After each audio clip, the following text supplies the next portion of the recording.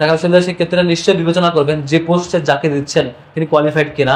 ঢাকা বিশ্ববিদ্যালয় কেন্দ্রীয় ছাত্র সংসদ ডাকসু নির্বাচনে ছাত্র শিবিরের জিএস প্রার্থী এস.এম. ফরহাদের প্রার্থিতা চ্যালেঞ্জ করে হাইকোর্টে রিট করা হয়েছে। ডাকসুর মুক্তিযুদ্ধ ও গণ আন্দোলন বিষয়ক সম্পাদক প্রার্থী ফাহমিদা আলম এ রিট করেন। আজকে আপনারা একটি সংবাদ দেখেছেন, আমার ব্যাপারে কোনো একজন রিড করেছেন, এটা খুব ভালো সংবাদ, আমি দেখে ওয়েলকাম করেছি। আগামী মঙ্গলবার বিচারপতি হাবিবুল গনির নেতৃত্বাধীন হাইকোর্ট বেঞ্চে রিট আবেদনটির ওপর শুনানি হবে। রিটের পক্ষে শুনানি করবেন ব্যারিস্টার জ্যোতির্ময় বড়ুয়া। এ বিষয়টি নিশ্চিত করেছেন হাইকোর্টের আইনজীবী অ্যাডভোকেট শিশির মনির।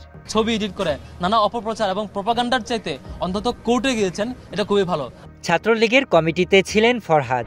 এরপরও তিনি কিভাবে ইসলামী ছাত্র শিবিরের প্যানেলে প্রার্থী হলেন, রিট আবেদনে এমন প্রশ্ন তুলে এস.এম. ফরহাদের প্রার্থিতা চ্যালেঞ্জ করা হয়েছে।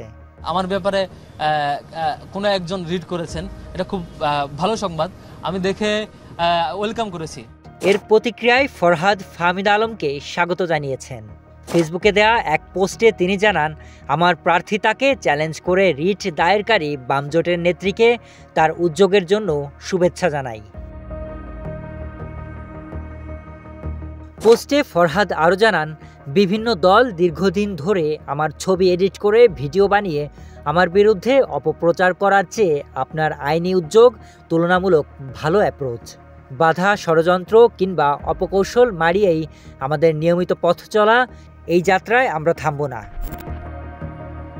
শরীফ Rahat, news desk, hello Bangla.